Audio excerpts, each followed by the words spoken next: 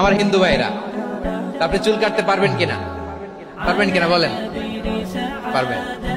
তার দোকান থেকে দই মিষ্টি কিনতে পারবেন কিনা?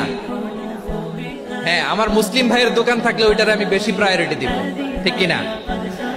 কিন্তু যদি তাদের সার্ভিস নিতে চান, প্রোডাক্ট নিতে চান, পারবেন। তার দলিল সহিহ বুখারী, আম্মা জান আয়েশা রাদিয়াল্লাহু তাআলা আনহা বলেন, ইশতারা রাসূলুল্লাহ সাল্লাল্লাহু আলাইহি ওয়াসাল্লাম মিন ইয়াহুদিয়িন তুআমান ওয়া রাহানাহু দিরআহু মিন হাদিদ। রাসূল সাল্লাল্লাহু আলাইহি ওয়াসাল্লাম এক ইহুদির কাছ থেকে, কার কাছ থেকে? সবাই বলে নাই কার কাছ থেকে?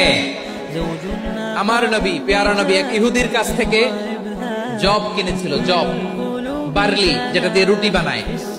ওই জবের দাম দেওয়ার টাকা পয়সা নবীর কাছে ছিল না। ফলে নবী ওনার একটা পোশাককে মর্গেজ রেখেছিলেন, মর্গেজ, বন্ধক, যে এখন এটার দাম দিতে পারবো না, কয়েক কেজি বার্লি নিয়ে যাই আর বন্ধক হিসেবে আমার জামাটা রেখে গেলাম, যেদিন দাম দিব ওই দিন জামাটা ছুটাই নিয়ে যাব।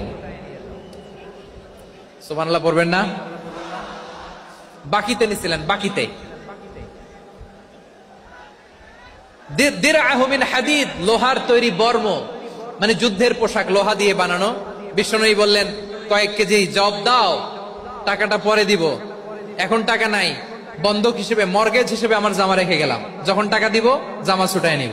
আওয়াজ করে বলতে হবে সুবহানাল্লাহ। এ থেকে বোঝা গেল অমুসলিমদের সাথে ফিনান্সিয়াল ডিলিং করা যায়, অর্থনৈতিক লেনদেন করা যায়, কেনাবেচা করা যায়, প্রোডাক্ট কেনা যায়।